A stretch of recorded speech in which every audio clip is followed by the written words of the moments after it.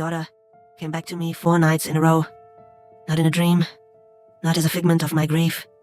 She stood right at the foot of my bed, cold as stone, and told me, plain as day, that her husband had murdered her. And because of what she showed me, a dead woman testified at her own murder trial. My name is Mary Jane Heaster.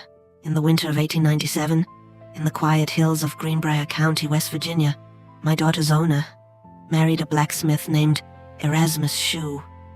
I never trusted him. There was a chilling undercurrent right beneath his charming smile. Just a few months into the marriage, a young boy found Zona's lifeless body inside her home. Erasmus claimed her heart had simply given out. When the doctor arrived to examine her, Erasmus's behavior turned deeply unsettling. He sat by Zona's head, cradling it frantically, sobbing, and fiercely refusing to let anyone near her. He had already dressed her himself in a stiff, high-collared scarf, claiming it was her favorite. Terrified by Erasmus's explosive anger, the doctor barely glanced at her, noted some swelling on her neck, and left. We buried her fast. Too fast. But I couldn't stop staring at that scarf. Then, the visions began. For 4 consecutive nights, Zona appeared in my room.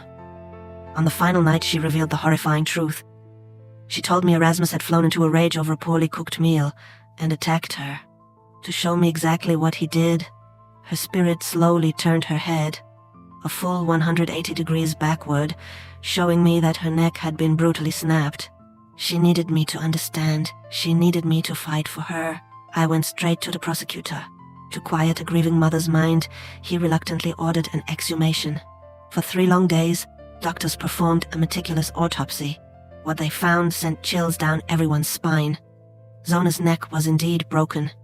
But worse, her trachea had been completely crushed, and the joint between her first and second vertebrae was entirely destroyed. The ghost was right. It was cold-blooded murder. Erasmus stood trial that summer. The prosecutor was terrified that mentioning a ghost would make the state look foolish, so he purposely kept my visions out of the case. But then came the ultimate twist. Erasmus's own defense lawyer, brimming with overconfidence, cross-examined me. He brought up the ghost himself, trying to paint me as a madwoman. I looked him dead in the eye and recounted every single detail of Zona's visits. The courtroom fell dead silent.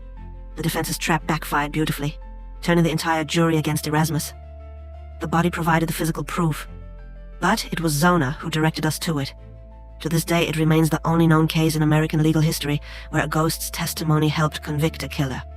Call it grief, call it instinct, I call it a daughter, refusing to stay silent from beyond the grave. If stories like this